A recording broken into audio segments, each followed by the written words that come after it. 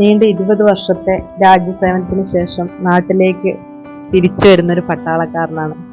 ഒട്ടും പ്രതീക്ഷിക്കാതെ റെയിൽവേ സ്റ്റേഷനിൽ കുടുംബവും സഹപ്രവർത്തകരും കൂട്ടുകാരും എല്ലാവരും ചേർന്നൊരു ചെറിയ സ്വീകരണം, ചെറിയ ചെറിയ സമ്മാനങ്ങൾ എല്ലാം ആ പട്ടാളക്കാരനെ ഒത്തിരി സന്തോഷവാനാക്കി.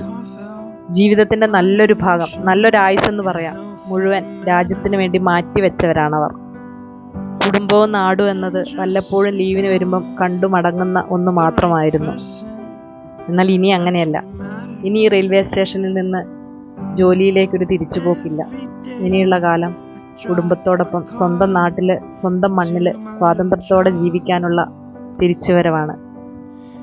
ഒരുപാട് അമ്മമാരും അച്ഛന്മാരും ഭാര്യമാരും മക്കളും ഒക്കെ ഇതുപോലെ ഒരു നിമിഷത്തിന് വേണ്ടി കാത്തിരിക്കുന്നുണ്ടാവും, തങ്ങളുടെ പ്രിയപ്പെട്ടവർ തിരിച്ചു വരുന്നതും കാത്ത്.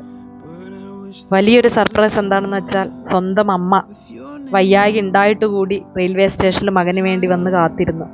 സ്നേഹത്തിന്റെ പ്രതീകമായി മകന് ഒരു പൊന്നാടയും അണിയിച്ചു.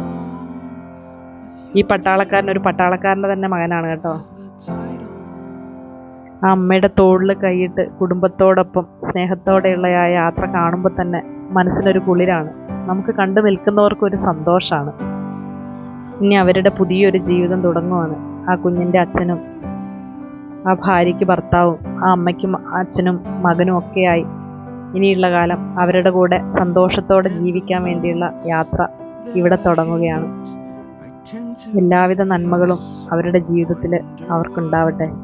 ഒരു സന്തോഷത്തിലേക്കുള്ള യാത്രയാവട്ടെ ഇത്. എല്ലാവിധ ആശംസകളും സ്നേഹത്തോടെ.